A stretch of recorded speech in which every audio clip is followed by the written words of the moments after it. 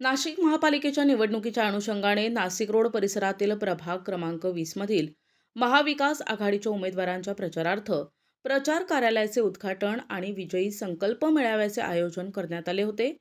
शिवसेना नेते खासदार अरविंद सावंत यांच्या हस्ते गंधर्वनगरी भोले मेडिकल स्टोअर्सजवळ नाशिक रोड येथे शिवसेना उद्धव बाळासाहेब ठाकरे पक्षाचे मशाल चिन्हावर निवडणूक लढवत असलेले उमेदवार हेमंत दत्तात्रय गायकवाड, योगिता किरण गायकवाड आणि अश्विन केशव पवार आणि मविअचा घटक मित्र पक्ष असलेल्या राष्ट्रवादी काँग्रेस शरद पवार पक्षाच्या तुतारी या चिन्हावर लढत असलेल्या गायत्री संतोष गाडेकर यांच्या संयुक्त प्रचार कार्यालयाचे उद्घाटन करण्यात आले.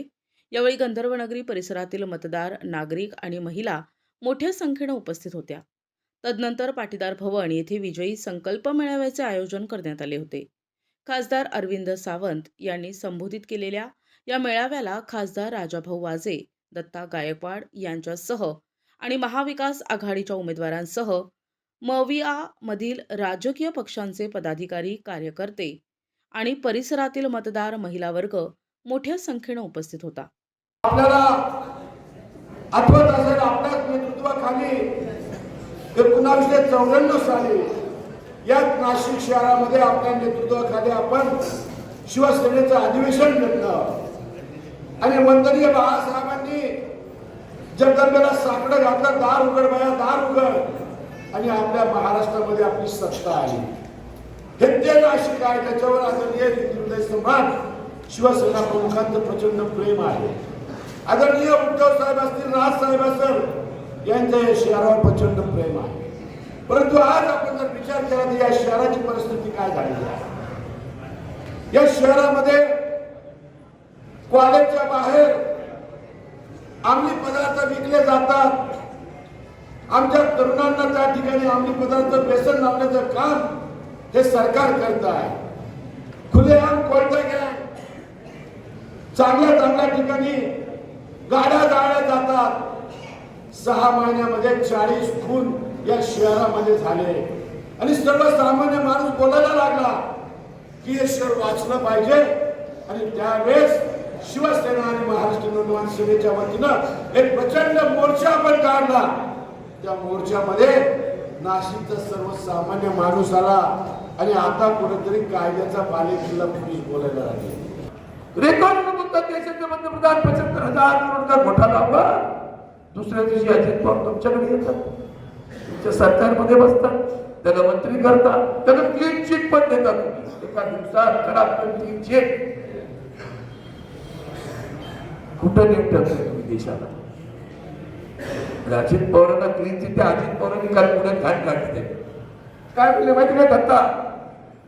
दत्ताला पुण्यात काय बोलले माहिती का तुम्हाला? भाजपचं नाव घेऊन बोलले बरं का. भाजप हा असुरी राक्षसासारखा झालाय, त्याला खाऊन खाऊन किती खावं मर्यादा राहिली नाही.